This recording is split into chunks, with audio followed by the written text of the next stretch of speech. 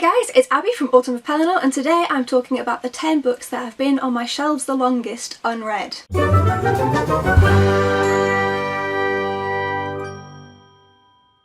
So 4 of these books are part of 2 different series, and there are various reasons why I haven't read them, but let's just get into it. So the first one is The Eagle of the Ninth Chronicles, which is by Rosemary Sutcliffe. This is actually 3 books in one, and I've tucked it down inside, but I have read the first book and I just haven't read the second 2, essentially. This is about the 9th Roman legion which mysteriously disappeared, and it's a trilogy of books about it. I really did enjoy the first one, although it took me a very long time to get into it. I struggled with it, which is kind of why I've put it off for so long now.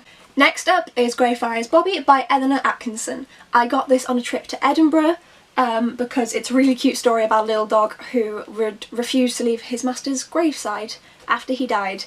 And the reason I've put it off, honestly, is because it's all written in Scottish dialect. My mother is Scottish, so I am half Scottish and I am used to the Scottish accent, although my specific region is the southwest of Scotland that I come from, heritage-wise. And so I should be able to understand this if it's spoken to me, but it's going to be a little bit harder to read the written word. Any Scottish viewers are laughing at me right now. I know guys, I know, but I'm just not used to it. And it'll take me a second to kind of click as to what's being said. It shouldn't be too difficult to read, but it's just like that extra effort that's been putting me off of it, which is so bad, I know. But hopefully I will read it eventually, because it is less than 200 pages.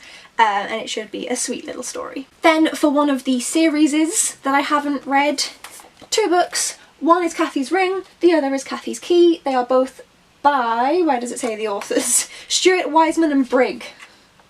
Does it say their full names anywhere? No. Great, it's by Stuart Wiseman and Brigg. The reason I haven't read these 2 is because I picked these up when I was in America 5 years ago, roughly. And I didn't realise, because Goodreads was not a thing for me at the time, I didn't realise that I didn't have the first book in the series, which is... I've forgotten the name of the first book, so I will pop a picture up here, but I haven't read that. And I haven't been able to buy it either, just because we don't sell these books over here in England. It's not a series that's ever been published over here. So I've been attempting to find it on Amazon, but it's hard to make sure that I have the right one. Because obviously I'd like the covers to match, so that's why I haven't read these, essentially. They look really cool, they've got loads of little doodles and stuff in them, it should be a really unique read, but just I don't have the first book. Then we have A Field Guide to the Wildlife of the British Isles by Alice Thomsett. I haven't read this purely because when I was given it I didn't think of it as something that you sat down and read, which is a pity. I thought of it as something that you kind of opened and went, ah, and then shut it again. As some of you guys may know, my undergraduate degree was in geography. Postgrad is in geology, so not quite relevant anymore, but I did always really enjoy the ecology side of my degree, and I would like to read through this and know more about the wildlife that we have on my own native island. But so, you know, all the different types of birds that we have, all the different little mammals, and there's a cute little hedgehog. I'm aware it's on the front too, but it's adorable. I love hedgehogs. So it's just something that I would like to read through at some point. And these 2 again are from a series, and these are Slaves of the Mastery, which is book 2, and Fire Song, which is book 3 by William Nicholson. Book 1 was The Wind Singer. I'll pop the cover up here because I'm lazy and it's behind things.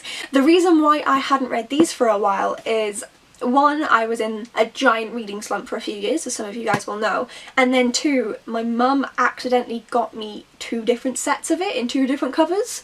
And I didn't realise at the time, and then by the time I realised, I felt bad, and then didn't know how to tell her, and then also didn't know which covers I wanted. Yeah, so then I just didn't read them, and I hid them. Like, no, they don't exist, don't have them, no. What do you mean?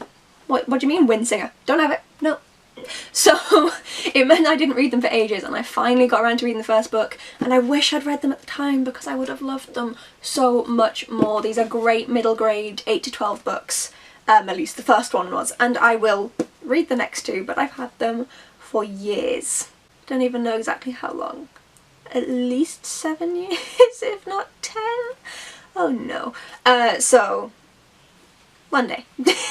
And that's it. Those are the 10 books that I've owned the longest and haven't read. Shame me in the comments below, tell me which ones I need to read first, make me read them. Click subscribe if you want to see more from me. My Twitter, Instagram, Goodreads and my blog are all in the description down below, and hopefully I will see you guys next time. Bye!